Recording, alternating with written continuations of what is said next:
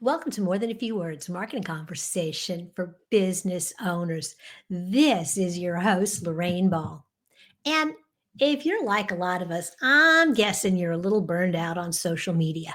You're tired of the algorithms changing and changing and changing, the constant battle for eyeballs, and that uphill battle to always create new content. Well, if that rings true for you, then I've got just the conversation. Joining me today is Alicia Galati. She's an agency owner and a podcast strategist. She's the host of Podcast Unlocked Yes. and the founder of Galati Media. She helps value driven businesses and thought leaders launch and grow podcasts that make a real impact. Alicia, welcome to the show. Hi, I'm so happy to be here. Thank you so much for having me. I am so excited, and I loved as we were kicking around where we wanted this conversation to go. You suggested this topic of tired of social media, and oh my God, I am. So, what do I do? Yeah, so often I think that because we're on social media and we see all of this content, and not a lot of us are dancers. It's really difficult to maybe be short-winded sometimes or to say, what in the world do I need to post? There's also that fear of that instant feedback of people's opinions. Right? There's Mhm. so many reasons why social media can feel really overwhelming and stressful right now. So, why not podcasting, right? There is so much power in using your voice to communicate with people, to communicate with your audience, to get your message out there.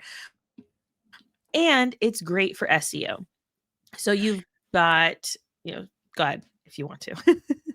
No, I love that because you hit so many important points all at once. I mean, the first is it is a great way to communicate and deliver as long or as short a message as you want. Now, my preference is short. I think people Mhm. have the attention span of a flea, but if you've got a lot to say, you can record a long episode and break it up.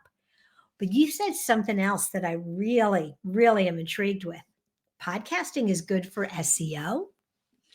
Yes. So search engine optimization. So when you're creating content, if you're just focusing on your podcast and being a guest on other shows, so those are your two. So you're creating your content and then marketing it by being a guest on other people's shows. When people are searching for you on Google, they're trying to get more information about you. Those guest appearances are going to show up. Your episodes are going to show up, especially if you're utilizing something like YouTube as well. So these are all great ways to, when someone is searching for the topics that you talk about, if you're like, look, I'm going to just double down on this podcasting thing, and you can keep it 10 minutes or less. I had a show where I did an entire year of me answering podcasting questions in 10 minutes or less. Sometimes they were a little over 10 minutes, and that's okay. But just, hey, I'm going to answer these questions that I know people are asking, and I'm going to optimize it for SEO. I then took it a step further and then put it as a newsletter on LinkedIn and got a lot of traction that way. But if you're just wanting to focus on, I don't want to do social media, I just want to do podcasting, then there is still strategic ways to grow. So you've got your core content. You want to start there, start with your podcast, your content. Then by guesting on other people's shows, you're already capturing your potential audience exactly where they would be able to easily transition over. If you have so say you post, here's an educational thing on social media, it Mhm. is very unlikely that that person is going to say, "Oh, I want to go listen to your podcast." It is really hard because they're not there for the transition. They're there for the dopamine hits, and that is Mhm. it. Whereas podcast listeners, they're there for the information. They've already gotten to know you, like you, trust you. It's very easy at the end of your episode to say, go check me out on my podcast, and then transition them over to your show. We've seen clients double and then triple their downloads just from this strategy.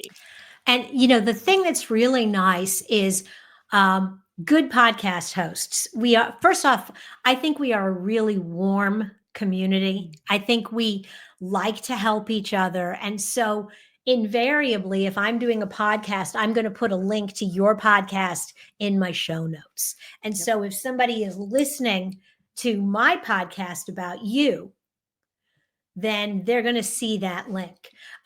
But you also said something that I think is really important when you're thinking about SEO. Um, One of the things that I started doing is no matter what the show title is, no matter how clever, keyword rich, it's always slash and the guest name. I always use my guest's name in my podcast title. And if it's just me, then it's my name. And the reason for that is as you begin to pop up in different places, people start looking for you by your name. Yes, that's so true. And that's not something that I do. And now I need to I'm like, wait, I should go back and change all my stuff. I love You know that. what? That's such a good strategy. I mean, and you could take an afternoon, go to YouTube and just retitle all your videos. Go to your podcast and just go back and retitle your videos. Google kind of likes that. They think you're refreshing your content. Yeah, the same goes for the description. I've done that with clients where we will go back through, especially when they hit the 100, 200 mark of Mhm, episodes of like, okay, you've got all this really great content. How can we refresh it, make it new and exciting, and retitling it for a better SEO, and also retitling or sorry, fixing the description as well, mhm, and just saying, how can we tweak this? Are the links still active? Double checking all mhm. of that stuff really helps give that boost and bring more attention to those past episodes. Absolutely. And you mentioned a newsletter. And long before I had a podcast, I had a newsletter and I still have a newsletter. And my very best feedback comes when I um, do a newsletter where I feature recent episodes and or I feature episodes like a new one and then an old one on the same topics and by two different people, and it gives people an opportunity to really dive into a topic, and people seem to like that. Yes, for sure. I've done very similar where maybe I'll have one that's the most recent episode. I'll have another one that's from like a past episode. And then I'll have one where I was featured. So that way I can make sure that I'm optimizing those guest appearances. Because especially if I'm someone who doesn't want to be on social media, I want to make sure I'm giving that host as much push Mhm. as I possibly can. And so maybe that looks like a blog post on my website. And notice everything we're talking about here is not reaching marketing, right? Like we're not reaching out and trying to grab people and pull them in. We're attracting them in Mhm. really natural ways where they're like, they self select in and say, Mhm. yes, I want that without the algorithm, like having to rely on the algorithm to tell them, hey, you should check out this person when they're just trying to watch cat videos, you know? I do, especially this past year. I've had months where I'm on 4 and 5 different shows, and I will do a roundup at the end of the month that I just call sitting in the guest chair. And I link to the video or the audio of those conversations. Now, full confession, I'm still on LinkedIn. That's my place. So I will take that same article, but it lives on my website first, and I'll share it on LinkedIn. And I'll hyperlink to each one of those hosts. And they almost always reshare it Yep. because I'm talking Yeah. about them.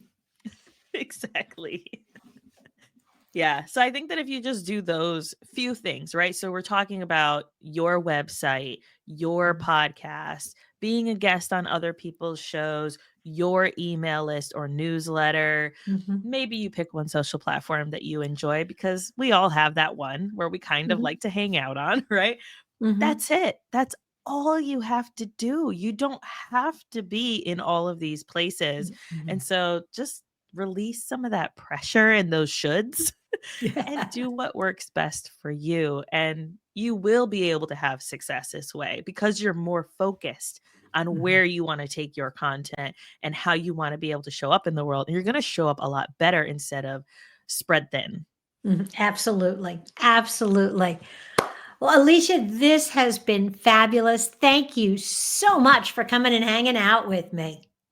Yes, thank you for having me. I appreciate you. And I really, well, there's several things. One, you've got this great offer at helpmypod.com. And if you're out there and you're an aspiring podcast host, you think maybe this is for you, or you just want to learn more, hop over and learn more. And then definitely check out her podcast, Podcasting Unlocked. Thank you so Thank, much. thank you. And if you've enjoyed this conversation, hop over to morethanafewwords.com. There you'll find hundreds of conversations just like this one, workbooks and webinars, and so much more. This has been another episode of More Than a Few Words. Thanks for listening.